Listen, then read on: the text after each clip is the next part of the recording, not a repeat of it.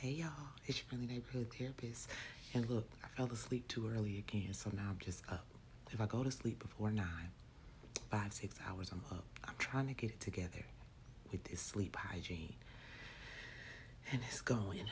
But anyway, this comment, yes.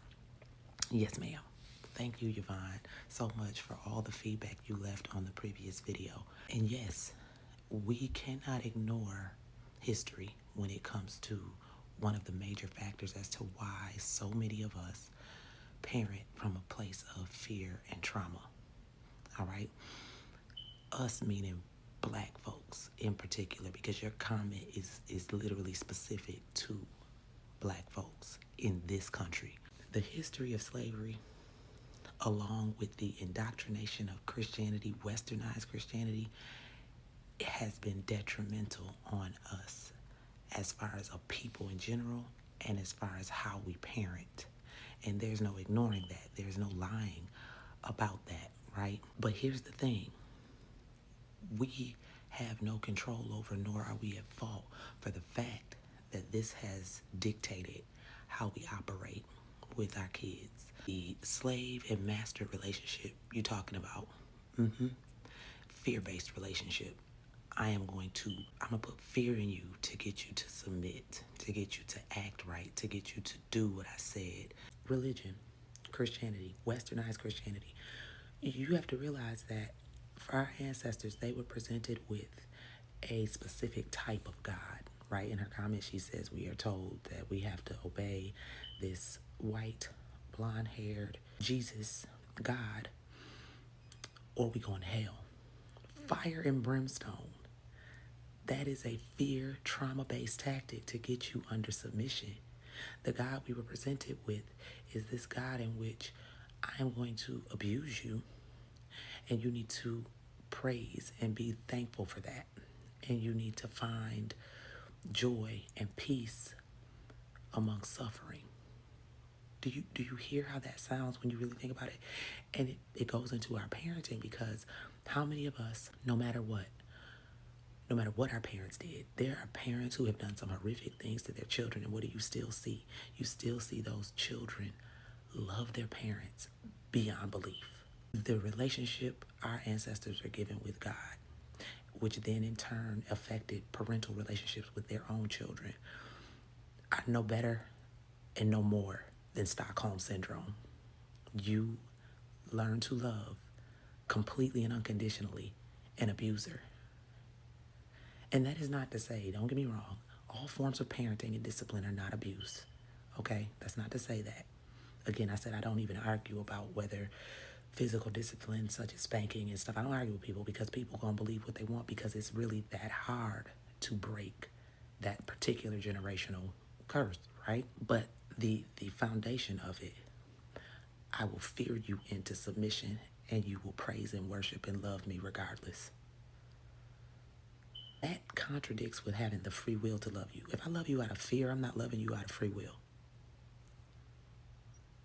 You get these sayings, you want your children to have a healthy fear of you. No, I don't. Fear and respect are two different things, and I don't think we really understand that as a people. We still equate that healthy fear with respect. These are not the same things, but that's a remnant of fear and trauma-based parenting, which stems from history and how religion and God were presented to us. This is why deconstruction is important. But anyway, that goes right into parenting. Common sayings that I heard growing up: do as I say, not as I do. Spare the rod, spoil the child. And that's a biblical one that is taken completely out of context, right?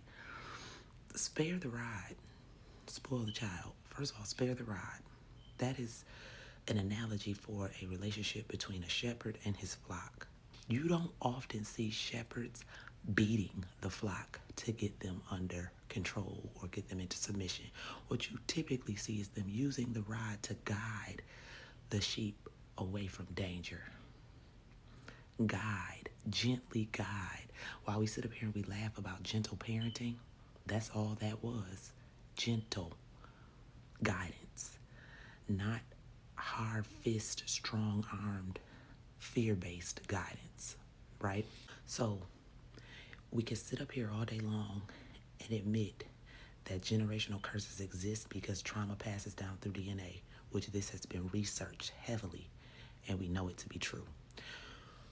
But what we fail at is we say constantly, we are breaking generational curses. Well, you can't be a generational curse breaker, or better yet, a generational blessings creator, if you're not willing to admit that some of those ways that we learned were literally oppressive ways to get people to fall in line, to get them under control. The concept and idea of getting human beings under your control is really a harsh one when we are all autonomous beings with free will, children included. We got to stop treating kids as if they don't have autonomy, as if they are not human beings. Like we treat children in such a way that it's almost like they're not people. And I know a lot of us grew up getting spankings, right? This is why I don't debate with the whole spanking thing, even though I feel how I feel about it. Because, one, I've done it. Again, it's really hard to break patterns, right? If it was done to you and you believe you turned out okay, you're not going to see a problem with repeating it. That's first and foremost. So I've done it, but I try very hard not to, because I know it doesn't actually warrant the results that people think. A lot of the times when you think disciplining a child physically is going to do something, it doesn't. Those same kids end up in trouble. So it's not that. We can't say that works even 50% of the time. But nonetheless, having that historical background that our ancestors dealt with and that was passed down from generation to generation plays a significant role in us continuing to parent from fear and trauma.